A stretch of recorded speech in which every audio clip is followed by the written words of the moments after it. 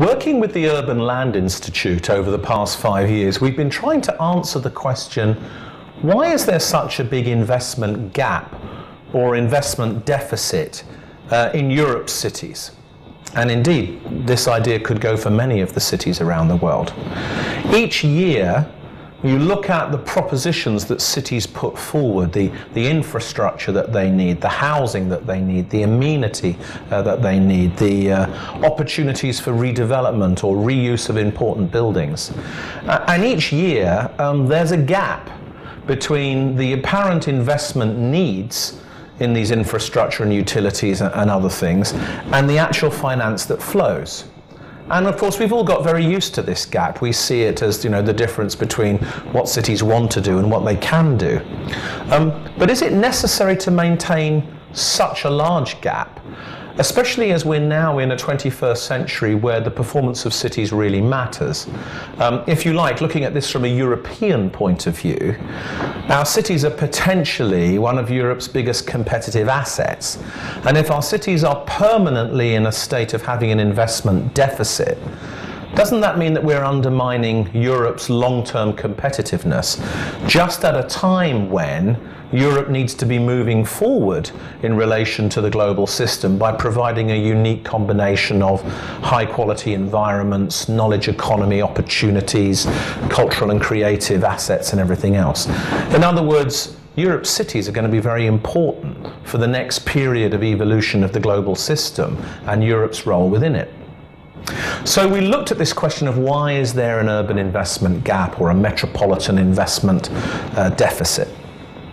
And it seemed to us that the first thing to say is that, of course, different cities experience different kinds of gaps and deficits. We had a very good look at the European State of the Cities report with the 13 kinds of cities that it identifies in Europe. Everything from the large knowledge hubs to the established capitals, the re-emerging capitals, the innovation centres, the gateway cities, the old manufacturing hubs that are in transition. And of course, a fundamental difference between these different kinds of cities is the strength of the market in private investment. Of course, we know that. But the other big difference is the strength of the public investment regimes that they enjoyed. So we looked at the cities and we identified really 4 things that began to explain the gap. On the one hand, of course, there are capital gaps in our cities.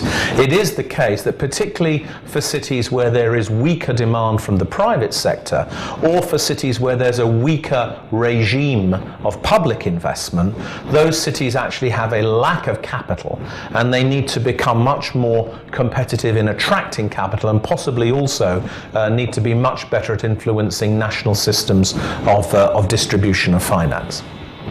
But capital gaps doesn't explain most of the investment deficits or investment gaps in Europe's cities, particularly those that are either in medium or strong market situations. What seems to explain that is really 3 other things.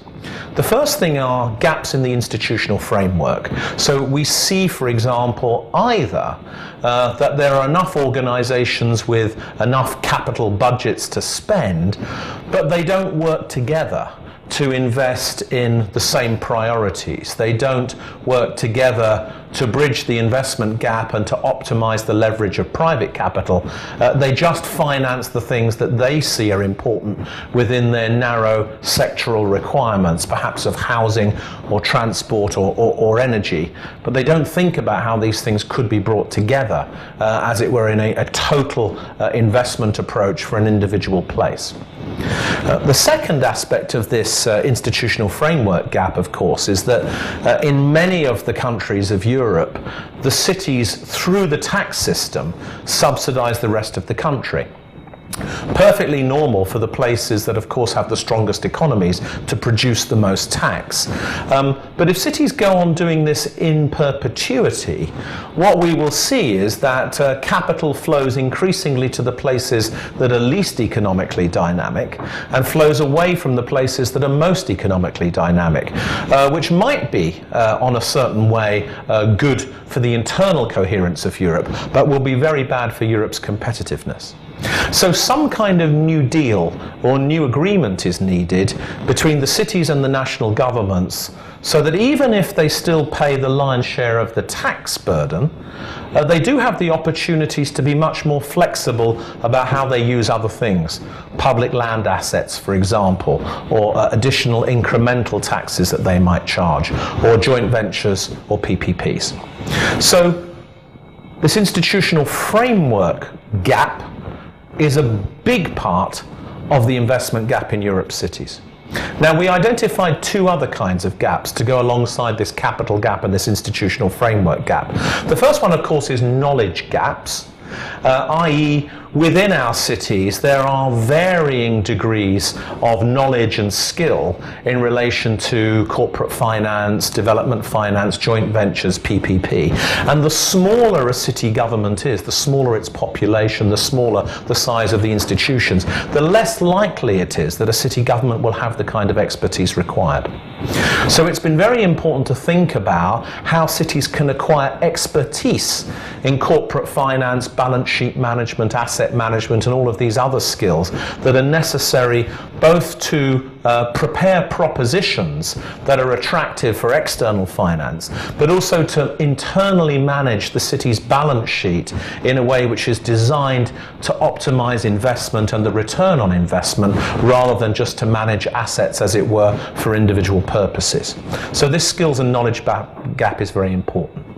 And then the last gap we've identified is a kind of collaboration gap.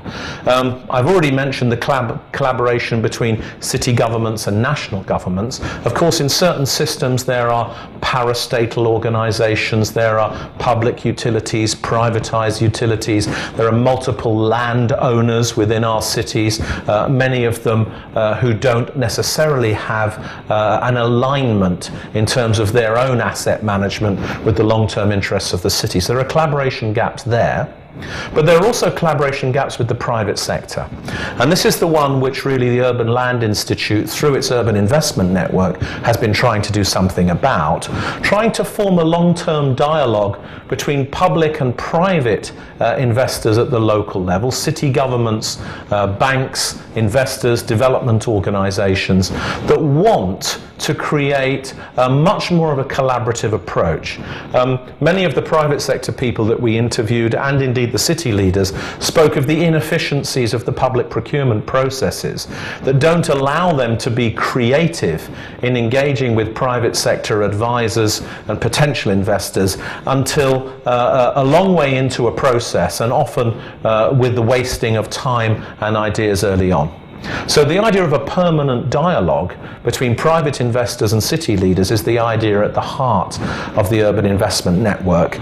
And we're well into the second year of building this network. More than 10 reports have been published on different themes, and that permanent dialogue is beginning to emerge, at least here in Europe.